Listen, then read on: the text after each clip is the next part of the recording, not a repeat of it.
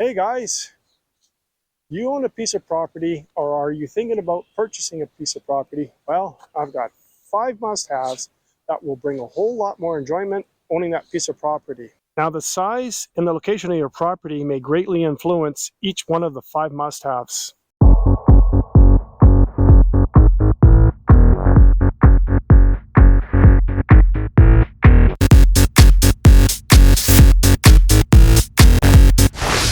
Well, all right, guys, for the very first must-have, in no particular order, is to have a section on your property that is forested.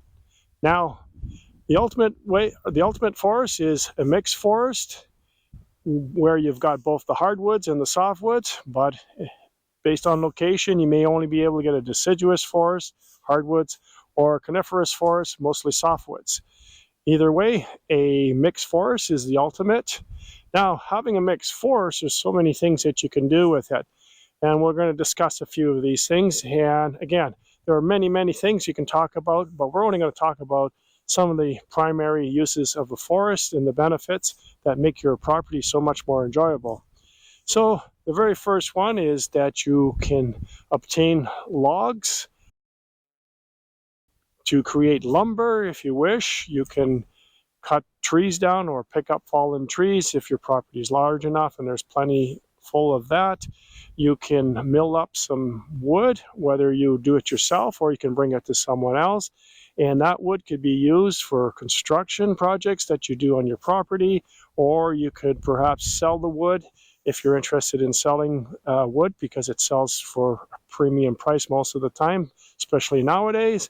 So the number one thing, again, is to have a mixed forest, because you're going to get both the hardwoods and the softwoods. It's going to give you both the things that when you're building, you're going to have for framing and you're going to have for furniture. You're going to have a variety of woods that are good for all purposes.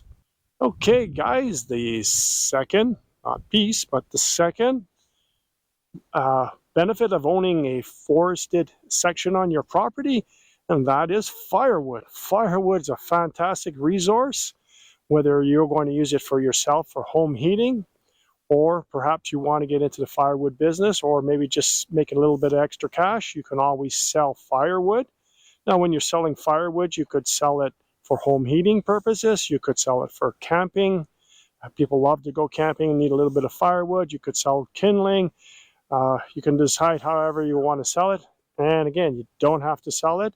You could have someone come on your property and make a few dollars just based on that. They come in, you tell them what you want cleaned up or what wood or trees to cut down, and they take away the firewood and you charge them for it. So it's a great benefit. It's a resource that you have if you have a section on your property that will actually benefit you by making a little bit of extra cash, guys.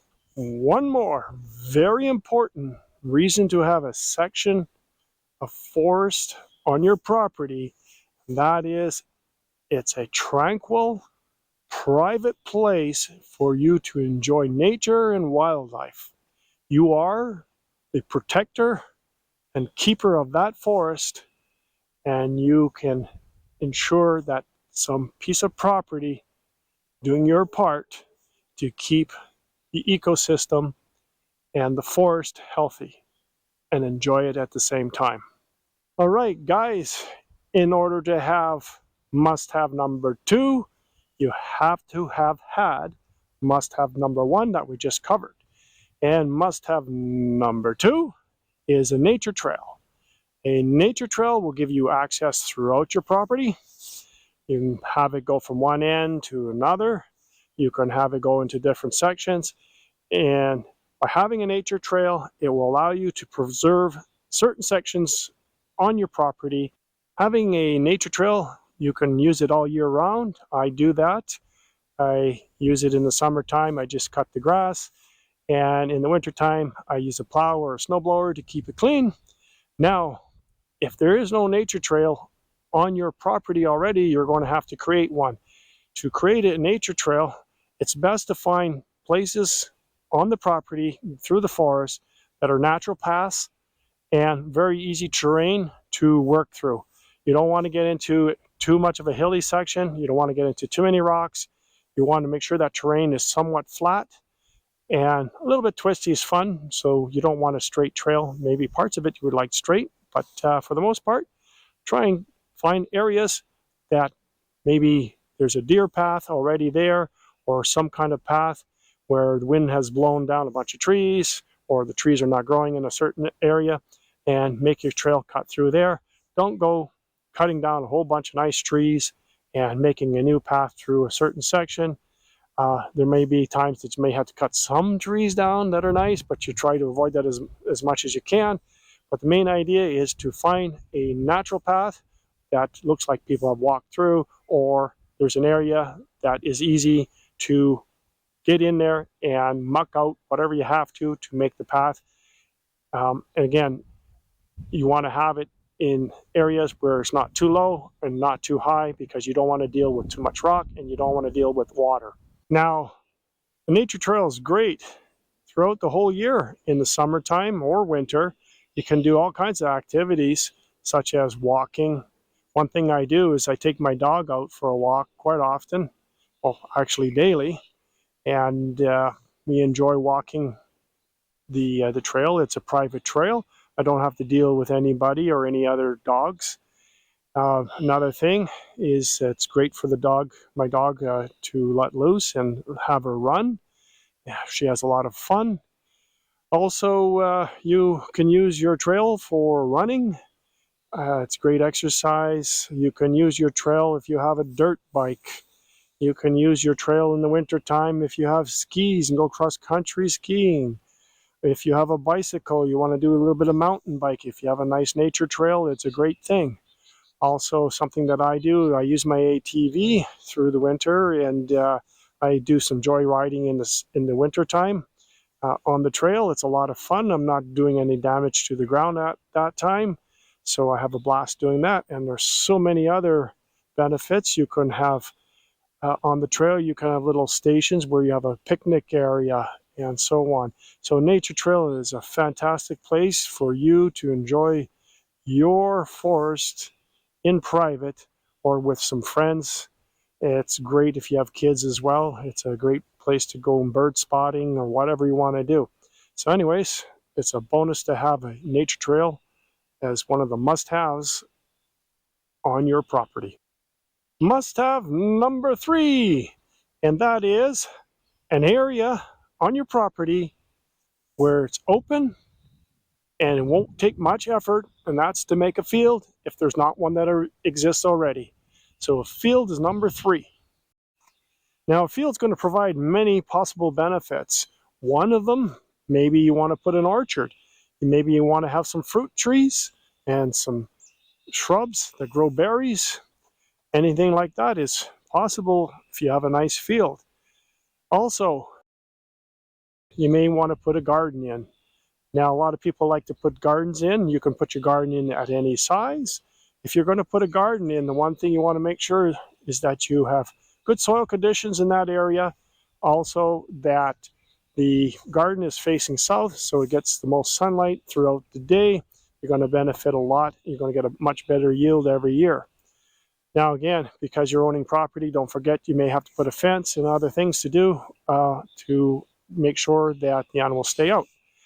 Also, having a field, it's a great place for the kids to go and play, and perhaps yourself. You might go and play some football, you want to play some soccer, you want to play some catch and baseball, or you just may want to do some running in the field.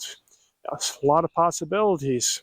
And also a great purpose for a field is that you can store a lot of your supplies. I store some of my supplies such as my cinder blocks, I store some logs, I store some metal, I store different things such as fence rails, river stones. It's an area where I can put stuff and I can get at it, access it quite easily. You can drive and fill up my truck at any time. So another great purpose for a field, and that is for your firewood. Many people have firewood if they're having property. It's a great place to process your firewood. It's a great place to stack your firewood for it to cure, to dry season, so that you can either sell it or you can use it for home heating for yourself. You can have livestock. You can have horses if you wish. You could have a bunch of cattle or pigs or something if you want to look after a little bit of livestock. Let's move on to must-have number 4, and that's a construction site or a building site. Now you're going to want an area that's going to be large enough to accommodate whatever you want to construct, build. In addition to that, you want to be able to have enough room in that area for future expansions. Also, you want enough room there to allow for larger vehicles to come in with supplies when you're constructing whatever that you want to build. Also, a very important thing is that whatever opening that you do find on your property, it's a great idea, and a very important one is that you have a very gentle slope that will allow for water drainage. Also, that the area is fairly flat so that there's going to be a minimum amount of excavating, so you don't have to bring a lot of material in, you don't have to tear up a lot of the ground, remove stumps, trees, rocks, and so on and so forth, because that will be causing a lot of added expense. So you want an area that's going to require a very minimal amount of leveling. So with regards to the construction site, there are some things that are very important to consider. Now, I'm not going to go into any detail about them. I'm just going to highlight the things to consider here. And first two are wind and sun exposures. And also, you want to very much consider the view. Now, whether the view is when you come in towards whatever you're constructing, or from within inside whatever you constructed looking outwards. Just a few more considerations to make for choosing the location on your property to be used as a construction site, and that is access to water and electrical, also municipal and local township bylaws. Very important things to consider as well.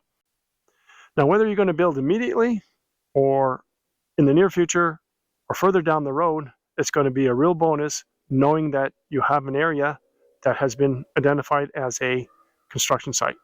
Now, no matter what you decide to build on your property, you're going to get a lot of enjoyment out of it. Who knows what will bring you the most happiness or most enjoyment? A sawmill shed, garage, maybe a pole barn, perhaps a workshop, a guest suite, even a tennis court. So you're going to have an area for whatever you desire to build when you're ready to build it. All right, guys, that brings us to the 5th, the final must-have, and I think it's one of my favorites, and that is a pond. Now, you want to find an area on the property that's low, that collects all the water runoff, also that has a nice view looking into it, and also a view that's looking out from if you were standing in the middle of the pond. One of the things that really enjoyed a few years back with the pond is that in the springtime, we got a beaver in the pond, came to visit for about a week. I have no idea how the beaver got up into my pond. My dog really enjoyed with the time the beaver was here. My dog was out every day, kind of playing with the beaver, teasing the beaver. And not only that, but there's a duck that was there at the same time. So the beaver and the duck were kind of playing games, I guess, with my dog. My dog was enjoying it a lot. So I enjoyed watching my dog play around. So pond brings a lot of enjoyment throughout the year with all the ducks and all the deer that come into the pond for drinking, all the birds that come for water as well. Also, one of the big things for the pond, and this is why I really enjoy it as probably one of my favorites, and that is we get cold winters, cold enough that the ice or the water freezes. We get a nice ice skating rink where the family and some friends come in and enjoy skating on the pond. This past year, we skated from mid-December until March 3rd, so we got a good season this year. We really enjoy the pond here. One of the big benefits of having a pond as well is that it's a water supply. And what I do a lot is I water the trees, the shrubs, and I also get a barrel of water and I bring it out to the garden and I can water my gardens with it. Well guys, I hope this brings a little insight for those who are looking for a piece of property, for those who already own a piece of property and are trying to get a lot more enjoyment in life. So again, those 5 must-haves are very important. It will lighten life up a little bit. As we all know, life is tough.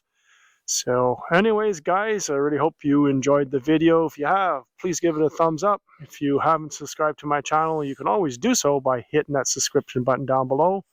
Once again, thanks for watching, and we'll see you next time on Gelling Outdoors.